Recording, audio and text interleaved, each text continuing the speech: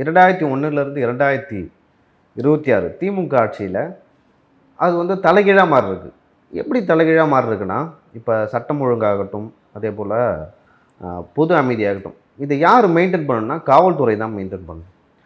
ஆனால் இந்த 2021லேருந்து 2026 திமுக ஆட்சியில் காவல்துறையினரே வந்து பல்வேறு சம்பவங்களில் மறைமுகமாகவோ இல்லை நேரடியாகவோ ஈடுபட்டிருக்காங்க. ஒன்று வந்து அவர்களால் பாதிக்கப்படுவாங்க, இல்லைன்னா அவர்கள் பாதிக்கப்படுவாங்க.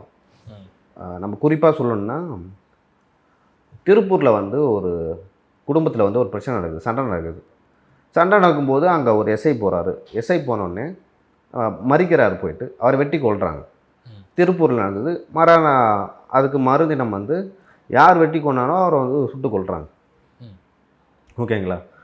ஸோ அதே போல் வந்து நிறைய சம்பவங்கள் நடந்திருக்கு. காவல்துறைக்கு எதிராக வந்து நிறைய வன்முறைகள் வந்து நடந்திருக்கு. காவல்துறையினரே வந்து சில இடங்களில் வந்து தவறு பண்ணியிருக்காங்க. அது எங்கன்னு பார்த்தீங்கன்னா, திருவண்ணாமலையில் வந்து அந்த கோயிலுக்கு வரும்போது ஆந்திராவில் வந்து 2 பேர் காவலர்கள் ஒரு பெண்ணை வந்து பாலியல் ரீதியாக துன்புறுத்தினாங்க. பாலியல் வன்புறவு ஈடுபட்டாங்க. அவங்க 2 பேரும் டிஸ்மிஸ் பண்ணப்பட்டாங்க.